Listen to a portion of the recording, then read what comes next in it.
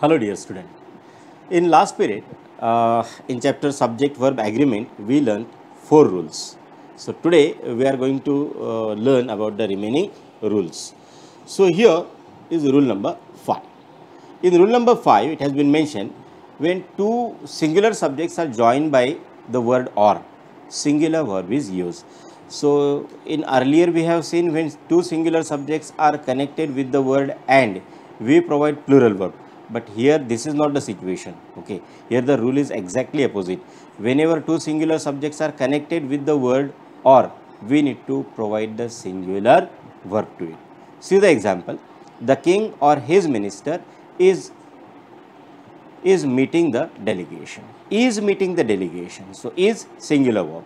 The headmaster or his office assistant is going to report it. Is going to report it. Singular verb. Okay, because two singular subjects are connected with the word or.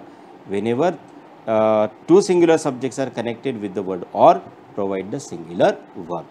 Now, rule number 6. What is rule number 6?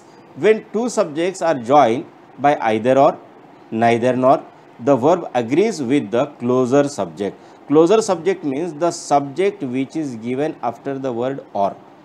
That subject is considered as closer subject, and according to that subject we need to provide the verb. Yes, you have rightly guessed. If the subject is plural, verb will be plural. If the subject is singular, the verb also will be plural verb. See here the example is given.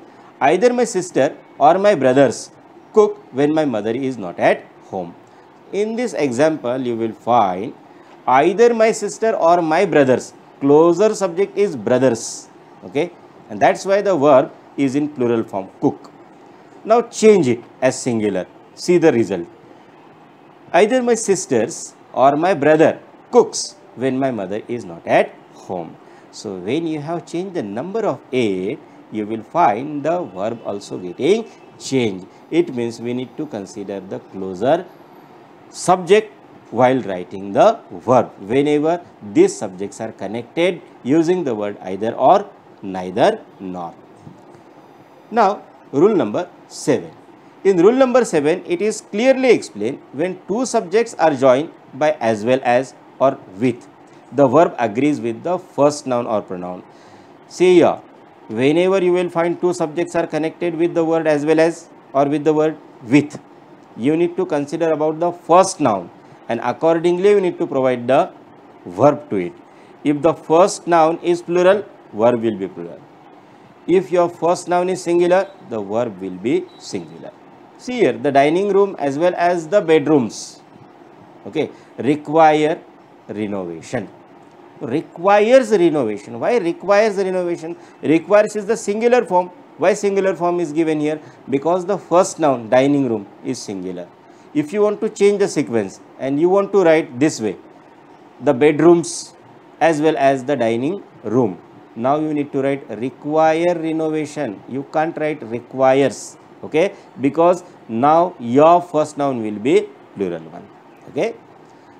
Rule number 8. Rule number 8 is talking about the word here and there. Whenever the sentence begins with the word here or there, if you are talking about singular subject, provide the singular verb. If you are talking about the plural subject, then provide the plural verb. See the example. There is a cat in the room. So here you are talking about singular subject, that is cat. That's why your verb is singular, is. There are 4 kittens in the basket. Now you are talking about 4 kittens. Okay, it means your subject is plural. That's why verb is also plural, are. Okay, so whenever the sentence begins with here or there, we need to consider about the number of the subject. If it is singular, provide singular verb. If it is plural, provide plural verb. Hope rule number 8 is clear to you people. Now rule number 9. In rule number 9, you will find that in case of collective noun, okay, in case of collective noun, use singular verb. Whenever you are using collective noun, in that case you need to provide singular verb. But when there are certain conditions for it, when you need to provide the singular verb, if it stands for the whole, If your collective noun stands for the whole, provide singular noun. But if it refers to the individual comprising the whole, then plural verb is required. How it is? See here, the cast is celebrating the success of the play.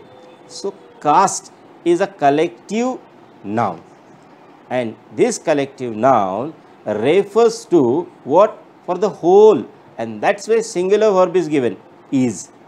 What about the next example? The orchestra members are tuning their instruments. So, you are talking about orchestra, and orchestra is a collective noun. Okay, orchestra members, you are talking about individuals that are comprising the whole. That is why plural verb is given here.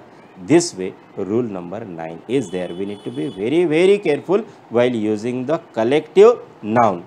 If our collective noun refers to the whole, provide singular verb. If it refers to the individual comprising the whole, then provide the plural verb. Rule number 10. Some nouns are plural, okay, but they are singular in meaning. So, we need to be very careful. Okay. See here, they seem as if they are plural, but their meaning is singular, and that is why we need to provide the singular verb. Say, here the example is given, mathematics. It seems as if it is plural. No, mathematics is an interesting subject.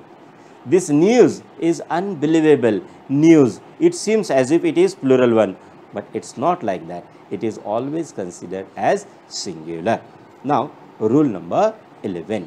In rule number 11, they said measurement of time, distance and money. Okay, whenever you are giving the measurement of time, you are giving the measurement of distance, you are giving the measurement of money, these measurement words require singular verb. For example, 2 weeks is a long time to be spending in the village. So, here the measurement is given 2 weeks, and that is why singular verb is provided here. Rule number 12. When none means no one, then use singular verb. For example, have I received any mail? I am sorry, there is none for you. You mean to say no one. Okay, so you are talking about singular one. That's why. But when no one means more than one person or one thing, then you need to use plural verb. Okay, it depends what do you mean, and accordingly we need to provide the verb to it. None of the students. So, none of the students have brought the books. So, whenever the word none is followed by plural noun, so you need to consider it as a plural. Students, you will see it's plural. Okay, that is why have is the plural form of the verb which is given here. So, up till this we learned and we discussed about these subject and verb agreement. Remaining one we'll discuss in next period. Hope you people understood this. Have a good day. Thank you.